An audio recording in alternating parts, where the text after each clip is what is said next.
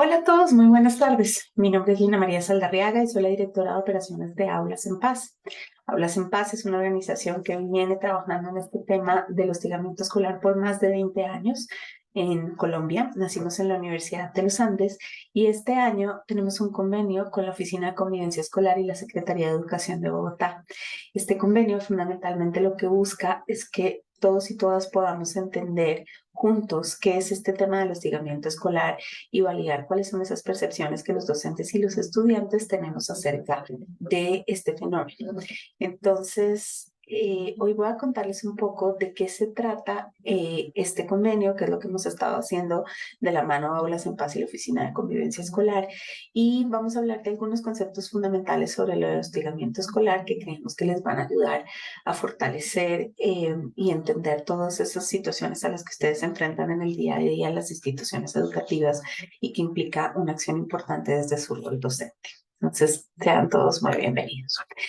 Les decía hace un momento, esta acción hace parte de un trabajo o de un convenio que se creó entre la Secretaría de Educación y Aulas en Paz, específicamente en la Oficina de Convivencia Escolar de la Secretaría de Educación. Su objetivo fundamental es validar y documentar todo este fenómeno del hostigamiento escolar. Es decir, queríamos juntos empezar a entender cómo los y las docentes y los y las estudiantes estaban entendiendo esto que pasa y que es muy común, digamos, en la conversación que hay diariamente en los colegios sobre el hostigamiento. Eso, además, queríamos acompañarlo de un programa de sensibilización y el desarrollo de una serie de planes de acción para 18 instituciones educativas de la ciudad de Bogotá que estaban ubicadas en 6 localidades distintas. Específicamente nuestro trabajo se centra en 3 puntos, o el trabajo que estamos haciendo se centra en 3 puntos. Por un lado, como les decía, en desarrollar acciones de sensibilización sobre los riesgos y las señales de alerta relacionadas con el tema de hostigamiento escolar. Todos creemos entender y saber qué es esto del hostigamiento escolar, pero no necesariamente sabemos muy bien a qué se refiere. Entonces queríamos empezar a crear un lenguaje común entre todos alrededor de este tema en las instituciones educativas.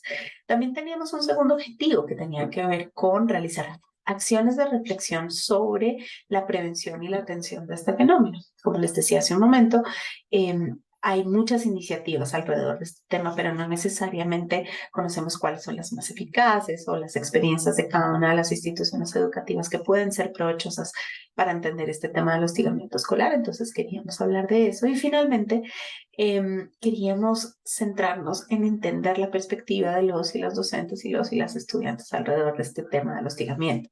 Queríamos ver qué pensaban sobre cuál era su definición, sobre qué tan grave es esto, sobre cuáles son las mejores maneras de identificarlo, prevenirlo y manejarlo. Entonces, lo que vamos a hacer hoy es parte de estos 3 objetivos y tiene que ver con hablar de aquellos puntos sobre el hostigamiento escolar que son esenciales, que nadie puede eh, saltarse y que todos tenemos que estar de acuerdo para poder entender cómo lo identificamos en algunos casos o cómo desde nuestro rol de docentes podemos prevenirlo y manejarlo con la ayuda de los padres, madres y cuidadores. Entonces, sin mucho más preámbulo, pues sean todos bienvenidos y me encanta estar hoy con ustedes en esta presentación.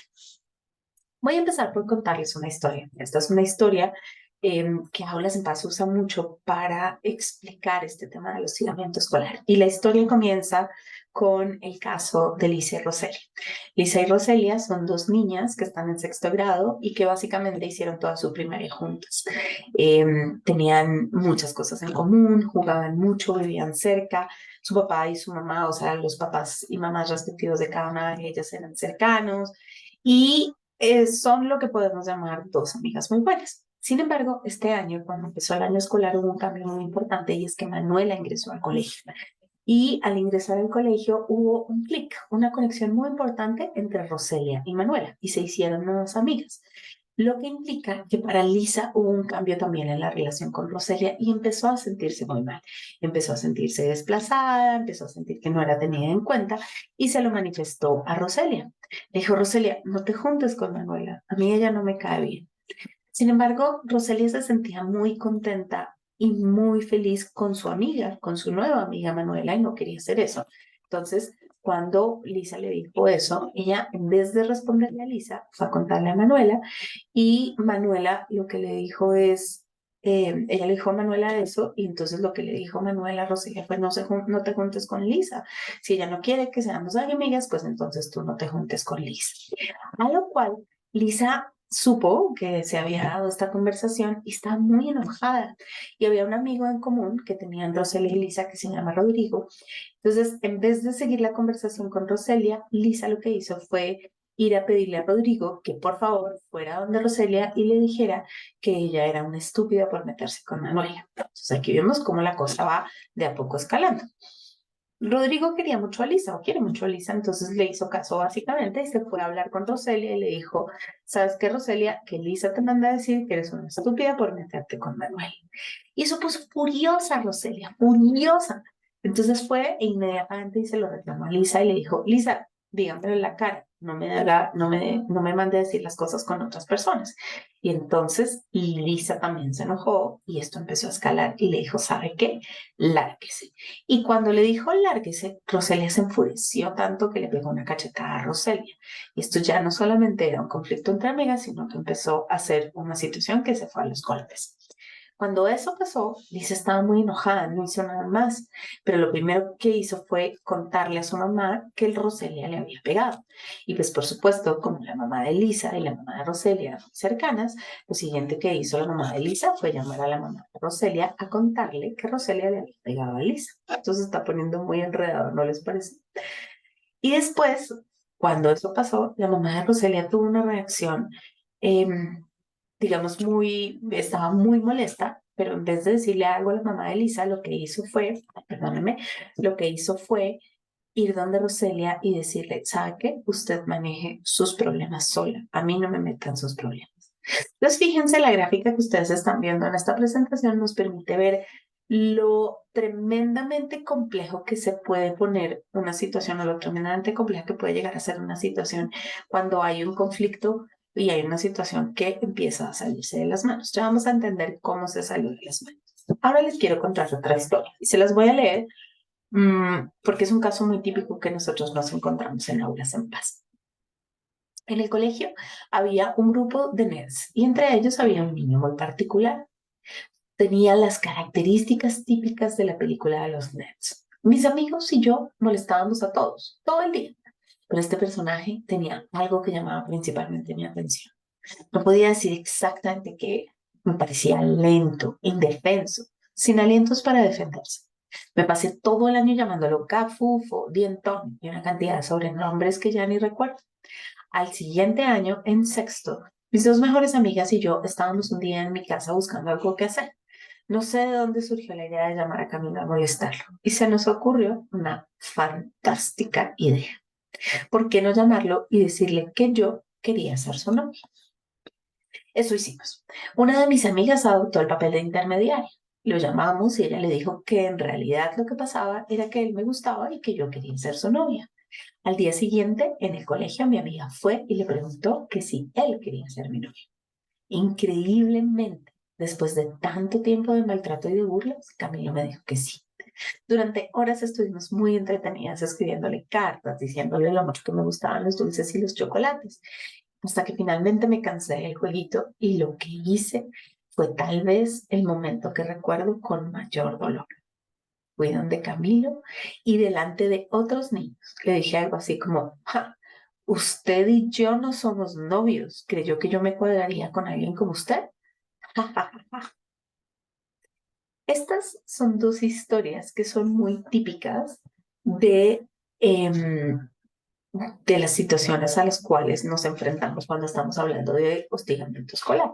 Nosotros podríamos hablar y pensar en diferentes características, por ejemplo, en qué se parecen estos dos casos o en qué se diferencian. Y en general, cuando nosotros estamos allá con ustedes y recibimos las respuestas, nos dicen como, cosas como que se parecen en que hay agresiones, que se parecen en que las cosas se salen de control, que se parecen en que hay personas lastimadas, y es cierto.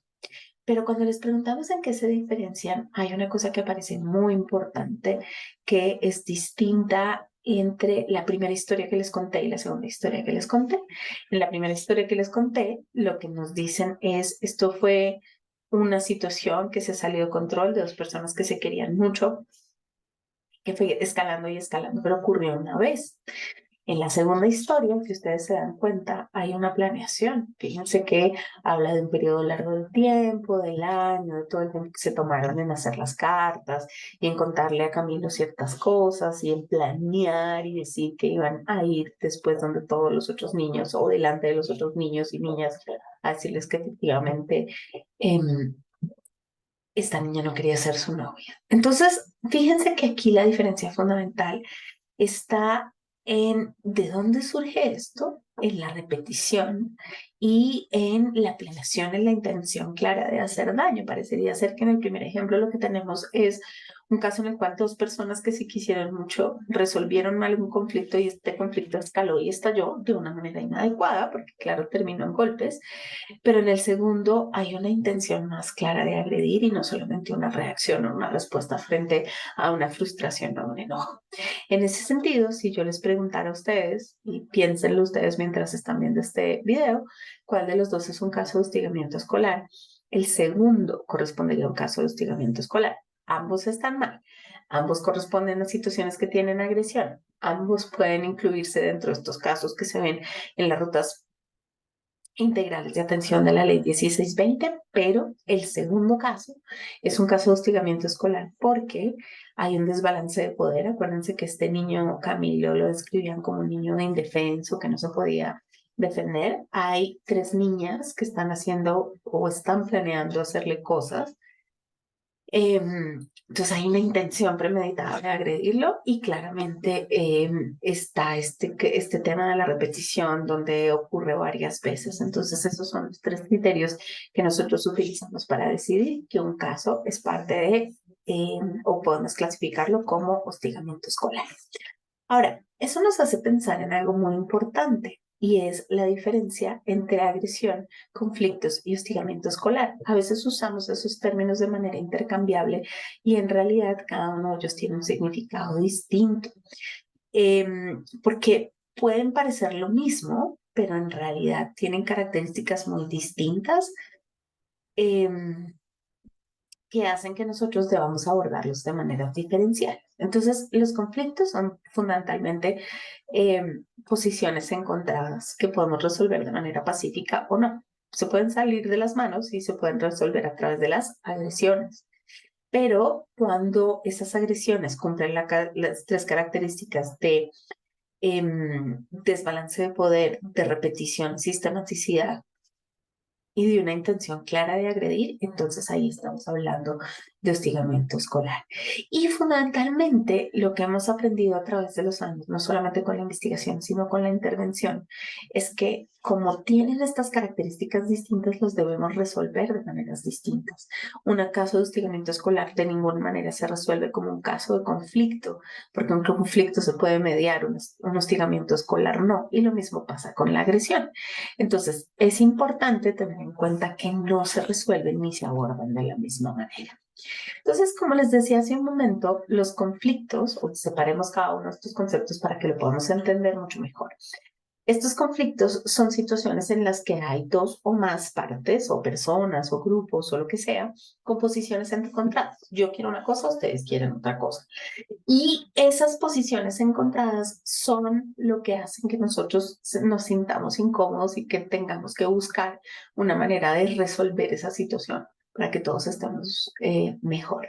Los conflictos son parte inherente de la vida. Entonces, si hay algo que es incluso deseable e importante, es que los estudiantes puedan tener conflictos para que a través de ellos adquieran oportunidades para mejorar sus relaciones o por lo menos para encontrar maneras asertivas de mejorar esas relaciones. Los conflictos no se pueden evitar, de hecho no se deben evitar y es importante usarlos como oportunidades de aprendizaje. La meta ahí no es que no haya conflictos, sino que aprendamos a resolverlos de una manera pacífica, utilizando unas herramientas que se llaman las competencias socioemocionales. Es muy importante entender que bajo ninguna circunstancia el hostigamiento escolar es un conflicto. El hostigamiento escolar es un caso especial de agresión que tiene unas características, como ya les contaba, y que no se puede manejar de la misma manera. El caso del hostigamiento escolar o de la definición del hostigamiento escolar tiene unas características que son muy claras y al ser tan claras le permiten a uno rápidamente como docente definir o como miembro del comité de convivencia escolar evaluar una situación y definir si es hostigamiento escolar. Entonces, para que todos estemos en la misma página. Las situaciones de hostigamiento escolar que tienen otros nombres, que en algunas ocasiones se llaman bullying, que en algunas ocasiones se llaman intimidación escolar, pero que en este caso nos vamos a referir a esto como hostigamiento escolar, cumplen 4 características o 3 características y una condición. Entonces son una o varias personas que agreden intencionalmente a otro u otra persona y digamos que hay un deseo de hacerle daño de manera repetida y sistemática. Entonces, esto quiere decir que son estas mismas personas agrediendo a este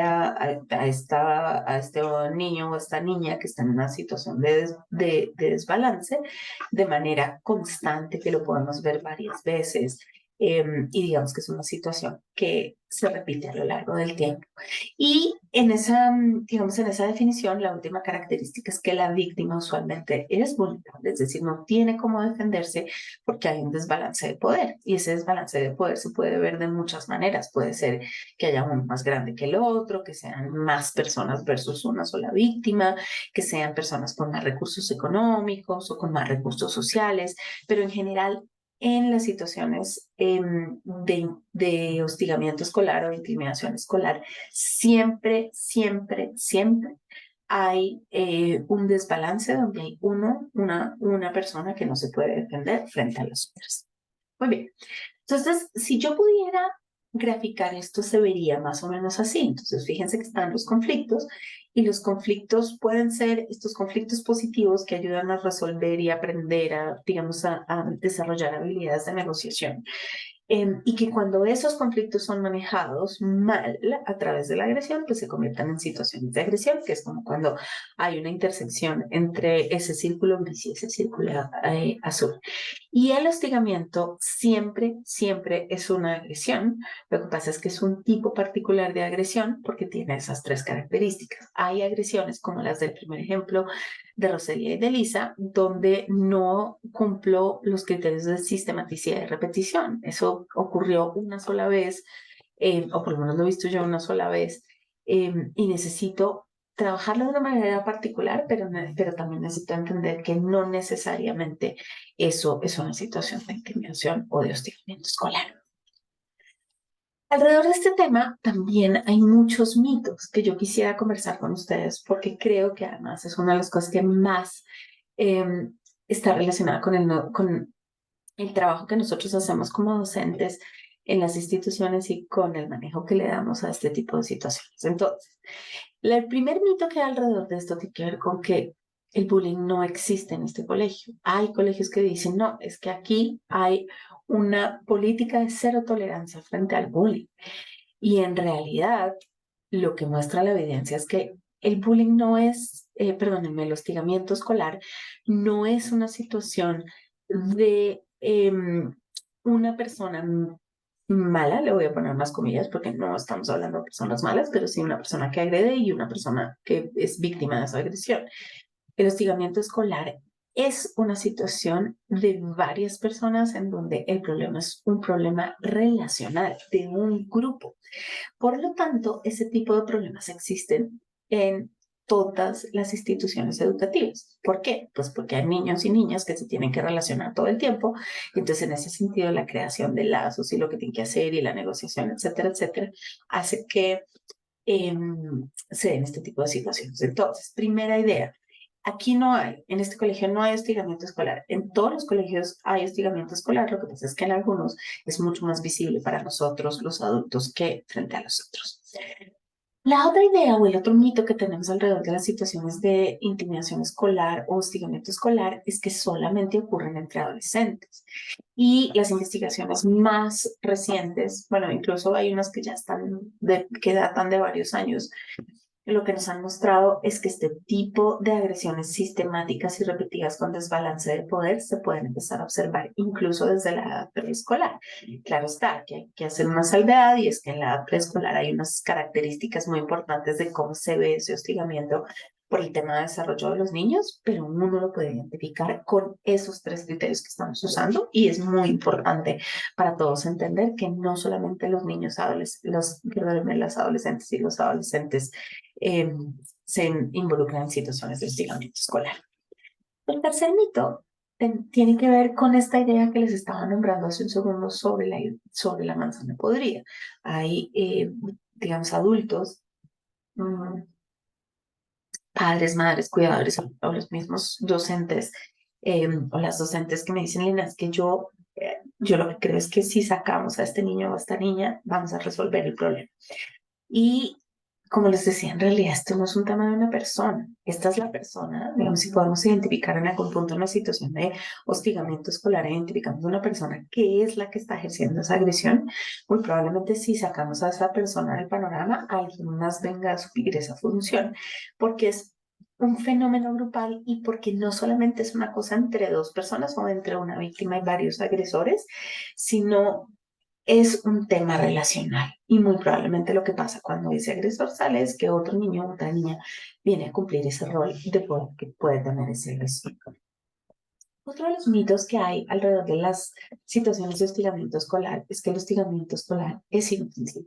Es decir, el hostigamiento escolar no tiene un efecto, mire un anillo, esos que se le estaban montando, y es que si uno no aguanta, aunque sea un poquitico que se la monten, pues la vida es muy dura, y entonces, ¿qué? Vamos a criar niños de cristal.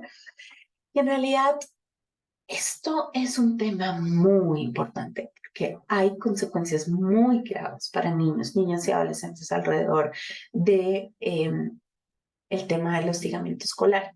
Y uno tiende a pensar que esas consecuencias que son muy negativas son solamente para los niños o niñas o adolescentes que son víctimas y en realidad lo que sabemos es que las consecuencias son muy negativas, por ejemplo, para los niños o las niñas que pueden ser agresores.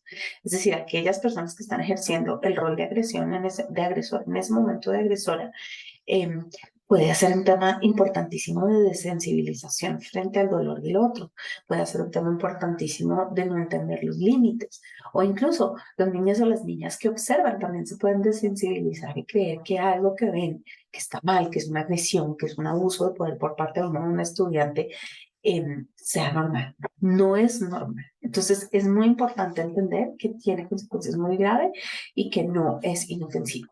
Y mucho menos tiene que ver con esta idea que también es muy repetida y lo vemos un montón, sobre todo los padres, madres y cuidadores, y es que el hostigamiento escolar forma el carácter. Eso no forma el carácter.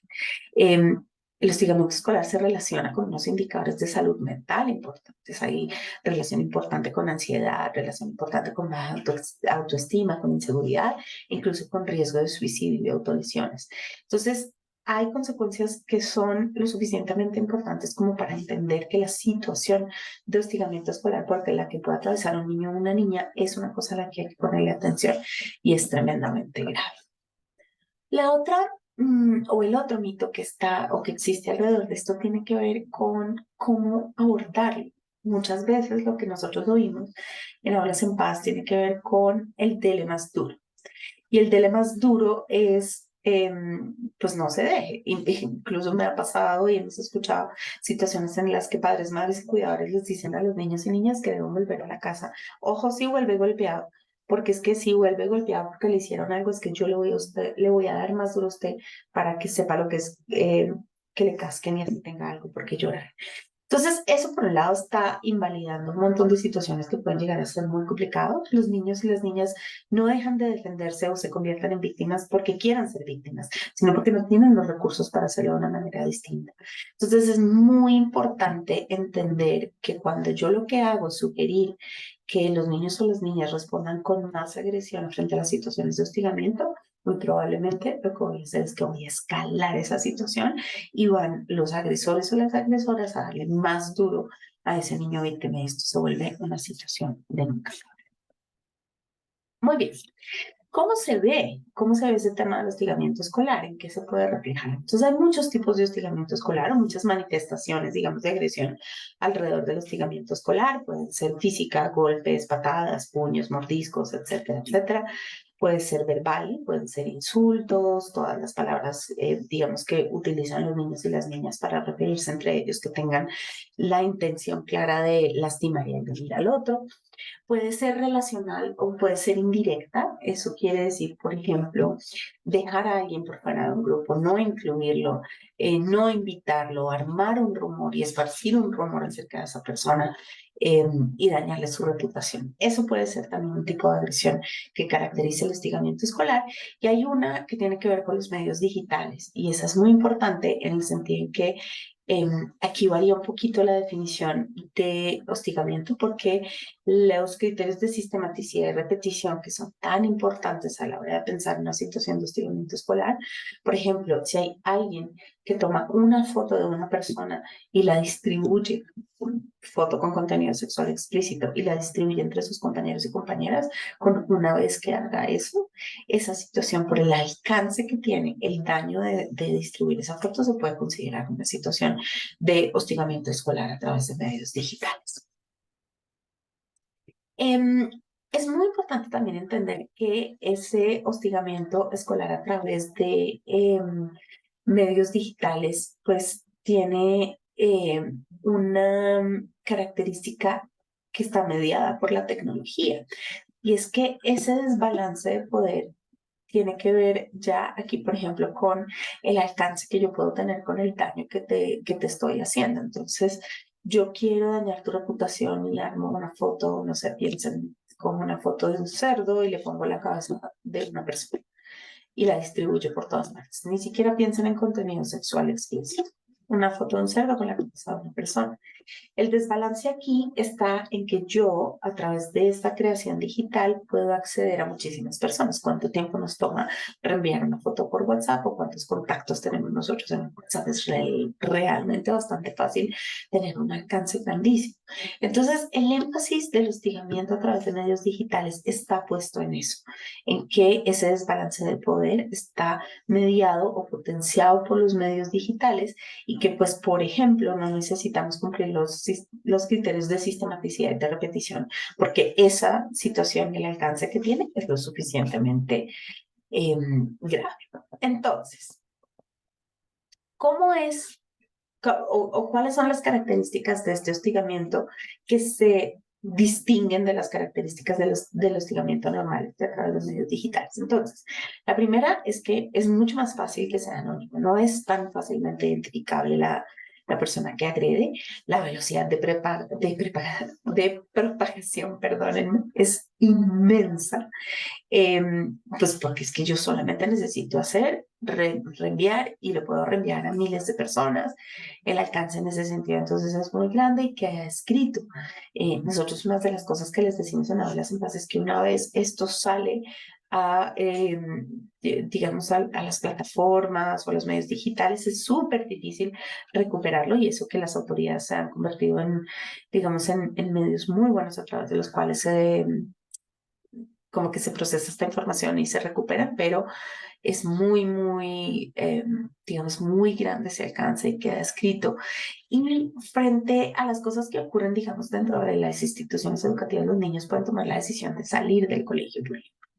En los medios digitales no, los medios digitales tienen una posibilidad de escape mínima y que además es repetida las 24 horas. Y eso lo hace tremendamente difícil y tremendamente dañino comparado con el otro hostigamiento. Listo, entonces teniendo claro qué es lo que sí es hostigamiento, hablemos de lo que no es hostigamiento escolar, que también es muy importante. Entonces, hostigamiento escolar no es un conflicto entre iguales. En los ejemplos que yo les puse, Roselia y Lisa son iguales, son amigas, tenían las mismas relaciones, eh, tenían una historia juntas, hacían tareas juntas, no podíamos saber que había algo diferente. Es un conflicto mal manejado, claramente, pero es un conflicto entre iguales. Entonces, esa es una de las características. La otra es que que en ese mismo ejemplo también lo podemos encontrar, no es una agresión esporádica. Los muchachos que se enojan porque el uno le golpea al otro en el partido de fútbol y se empiezan a dar golpes, eso no es una situación de hostigamiento. Eso es una situación de agresión esporádica que tiene una ruta y que se maneja de una manera dentro de las instituciones educativas, pero esa no es. Y lo otro no es ese trato que tienen los amigos que pueden reconocer como amables. Nos está pasando mucho hay términos que son como muy típicos, ¿no? Entonces, como, y aquí voy a hacer un disclaimer, discúlpenme, como el término huevón, como el término perra, como el término, estos son términos que a veces pueden ser utilizados como mecanismos o maneras de hablar de manera cercana con nuestros amigos. Pero digamos que la clave para identificar es que las dos personas que están conversando utilizando esos términos sientan que eso o reconozcan que eso es amigable. Si esas frases no se reconocen como amigables o si hay alguna forma de una cosa que no diga, este me está queriendo molestar o me está diciendo algo terrible, entonces ahí es que podemos empezar a hablar incluso pues, de agresiones o incluso de situaciones de hostigamiento, pero no es el trato amigable con palabras o esas que a nosotros no nos gusta. Lo siguiente que tenemos que tener en cuenta al hablar de hostigamiento escolar son los roles que cumplimos. Yo les he estado diciendo que esto no necesariamente es una situación de un agresor o una agresora con una víctima niño o niña, como quieran, sino que es un fenómeno grupal, que es un fenómeno que implica esta relación de desbalance de poder, más otras personas que observan y que están de alguna manera siendo como cómplices o son los que pueden incluso parar este tipo de situaciones. Entonces están las personas que cumplen el rol de agresores, las personas que cumplen el rol de agredidos y las personas que cumplen el rol de observadores. ¿Cómo lo manejamos? ¿Cuáles son esas herramientas que tenemos para manejarlo? Dentro del contexto escolar, el entrenamiento de empatía, es decir, de la conexión emocional con el otro y de lo que puede estar sintiendo el otro, es muy importante para el manejo de este tipo de situaciones con quienes cumplen el rol de agresores eh, y de observadores. Pues porque lo que necesitamos es que se conecten con el dolor del otro, se conecten con el dolor de la víctima. Lo otro que nosotros hacemos es un entrenamiento en asertividad. Aquellos niños y aquellas niñas que pueden estar cumpliendo el rol de víctimas en algún momento, de agredidos en algún momento, hemos encontrado que son niños o que son niñas que no saben muy bien cómo comportarse, que a veces no son tan adecuados en estas señales sociales o que son niños o niñas que se desbordan rápidamente en las emociones. Entonces, en ese sentido, el entrenamiento en asertividad se convierte en una herramienta muy importante para la prevención y la atención, así como también la posibilidad de que los niños y que las niñas aprendan a construir relaciones de amistad. A uno se le parece súper sencillo, ¿no? Claro, yo voy a conseguir un amigo. Para muchos niños eso es una tarea titánica. No saben, no son hábiles socialmente. Y la medida en que no son hábiles socialmente, es muy difícil que logren construir. Entonces también los entrenamos en eso. Lo otro que hacemos específicamente con los niños y las niñas que cumplen el rol de víctimas o personas que están siendo agredidas, hacemos un trabajo en manejo de emociones. Manejo de emociones por lo que les digo, pueden desbordarse o pueden incluso ser niños o niñas que son demasiado intensos y demasiado difíciles y eso es precisamente lo que hace o lo que los pone vulnerables frente al maltrato de sus compañeros o compañeras. Eh, También una manera de hacerlo eh, y que tiene mucho que ver con la respuesta a nivel escolar, tiene que ver con el desarrollo de protocolos de detención y atención a víctimas, que eso es fundamental, y con los niños y las niñas que son observadores o que son agresores o agresoras, hacemos un tema muy importante de deslegitimación de la agresión, discúlpenme, y a los niños y niñas que son agresores o que cumplen el rol de agresores, específicamente les damos trabajo con o que esté relacionado con maneras diferentes de destacarse. Creemos que eso es tal vez una de las cosas que les permiten a ellos sentirse que pertenecen y acuérdense que como esto es un tema de poder y de una estructura de las relaciones sociales, pues esto puede ayudar un montón. Ahora, si esto, por ejemplo, que yo les estoy explicando es tan claro, la siguiente pregunta que tenemos es ¿por qué es difícil verlo? qué es lo que pasa. Y hay algunas razones por las cuales nosotros ya sabemos que esto es difícil ver. Por un lado, pues porque muchas veces frente a este tipo de agresiones nadie pide ayuda, porque es como parte de la regla social entre los niños y las niñas. Entonces nadie se está quejando, nadie dice nada. Y si no es evidente, pues los adultos muchas veces pasamos por encima de este tipo de situaciones sin darnos cuenta. O lo que nos puede estar pasando es que a veces solo es un episodio y nos quedamos con la información de ese episodio y no nos damos cuenta que ahí detrás hay algo que es muy importante. O a veces porque tendemos a quitarle importancia a este tipo de cosas y nos convencemos de que es que esas son cosas de niños, así están, así juegan. Eso es lo que se dice en los adolescentes, siempre se han tratado así y eso no necesariamente es verdad. Entonces, ¿cómo podemos nosotros, desde nuestro rol como docentes, empezar a mirar las situaciones o dónde estarían esas señales de alerta para nosotros? Por un lado, en los desbalances de poder, tanto positivos como negativos. Entonces, seguramente yo digo desbalances de poder y ustedes piensan en aquellas niñas que son difíciles, complicadas, necios o necias, y no necesariamente. A veces lo que tenemos, por ejemplo, lo que necesitamos identificar son estos que se destacan un montón, porque a veces estos niños, estas niñas que son súper amables pueden ser aquellos que están agrediendo a los otros. La otra cosa es que las víctimas no necesariamente las vemos. Los niños y las niñas que son víctimas o que cumplen el rol de víctimas tienden a retraerse y a aislarse. Y al hacer eso pasan desapercibidos para nosotros los adultos, no porque no puedan digamos, expresarnos esto, sino porque simplemente como que se pegan dentro del panorama, como que se pierden dentro del panorama y nosotros tendemos a confundirlos con niños que están juiciosos o que no tienen ningún problema. Y también acuérdense que las víctimas pueden ser complejas o difíciles. No solo se imaginen un niño o una niña víctima como esta persona muy querida, como frágil, que se la montan, sino que también pueden ser niños y niñas muy difíciles, muy complicados, y ellos sean los que están recibiendo una agresión constante por parte de sus compañeros o de sus compañeras. Y la otra cosa que creo que es muy importante mencionar es que no necesitamos tener o comprobar 18 ocasiones en las cuales un niño o una niña ha sido víctima de agresión para pensar que eso puede llegar a ser una situación de hostigamiento escolar. Si nosotros empezamos a ver que algo parece ser repetido, que algo parece ser parte de un patrón, ese tipo de cosas muy probablemente son situaciones de hostigamiento escolar y tenemos que darle curso.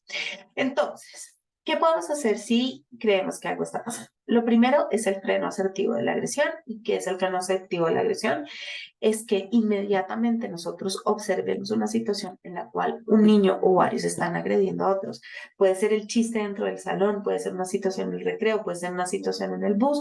Nosotros tenemos que pararnos y decir, no, señor, eso no lo hacemos, eso no se vale, esos apodos nosotros no los decimos, aquí nosotros cuidamos a los demás. Y eso es muy importante que sea contingente. ¿Eso qué quiere decir? Que no puede ser que yo vea esta situación de agresión y a los 20 minutos o a los 2 días les diga algo a los niños y a las niñas, sino que tiene que ocurrir inmediatamente. Yo observo la agresión.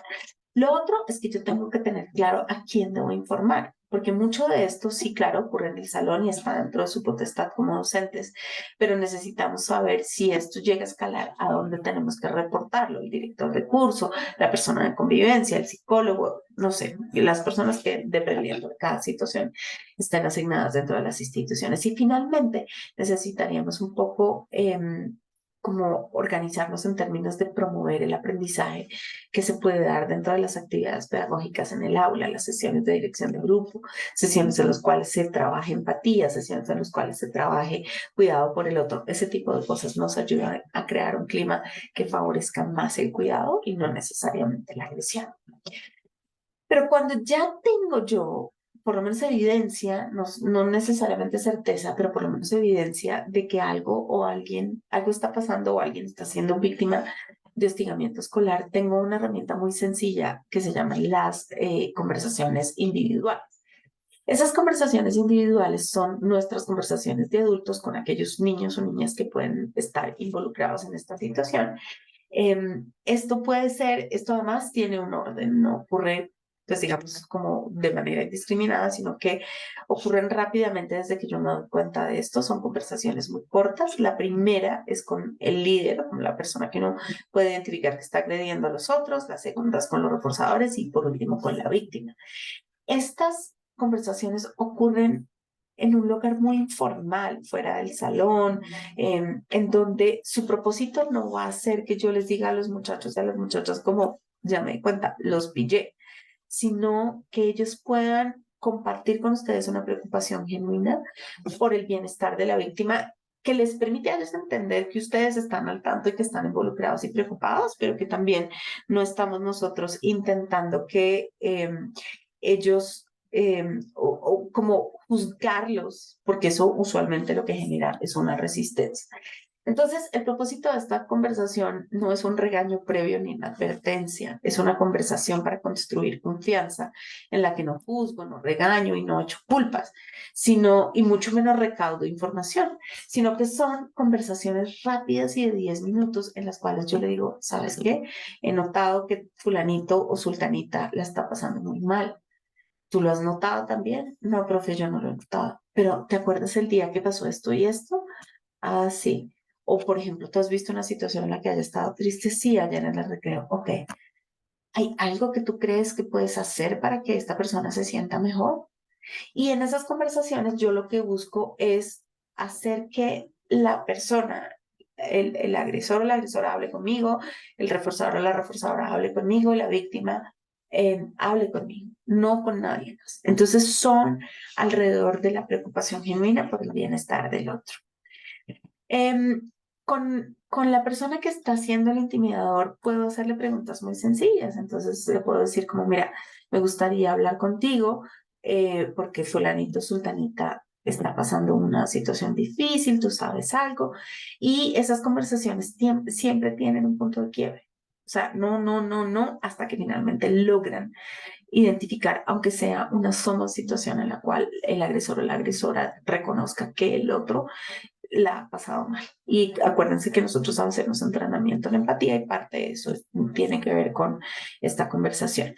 A partir de ese reconocimiento, una vez el niño o la niña reconoce que el otro puede estar pasándola mal, se pueden planear acciones para que estas personas los ayuden a sentir mejor. Eso significa, puede ser desde hacer menos chistes hasta lo que sea.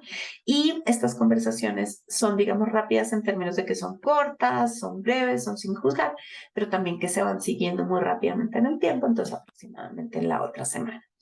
Lo mismo ocurre con la víctima. Rápidamente, una vez yo ya hablé con el agresor y los reforzadores, pues obviamente empiezo a planear acciones con pues con la víctima y estas preguntas que yo le hago tienen que ver con cómo estás, cómo te sientes, cómo te puedo apoyar y un poco cómo validar la emoción de decirle me estoy dando cuenta que la estás pasando mal y estamos haciendo cosas para ayudarte y nuevamente tengo un seguimiento alrededor de la semana, de una semana. En tercer lugar, para hacer como, digamos, como para redondear esta idea de qué es lo que podemos hacer si nos damos cuenta que esto está pasando, pues tenemos al comité de convivencia. El comité de convivencia no es un tribunal ni un juzgado.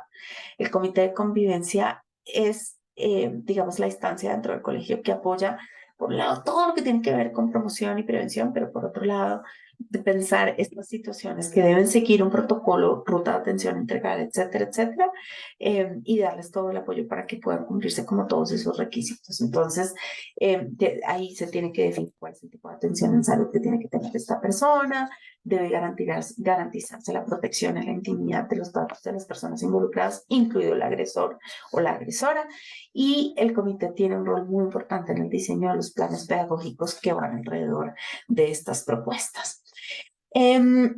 Esto, digamos, dentro de las instituciones educativas se materializa en algo que es la ruta de atención integral y tiene ciertas instancias y en el comité de convivencia escolar es muy importante para ayudar a hacer esto. Entonces, Digamos, este comité de convivencia escolar está compuesto por el rector, por el personero, el orientador, los coordinadores, etcétera, etcétera.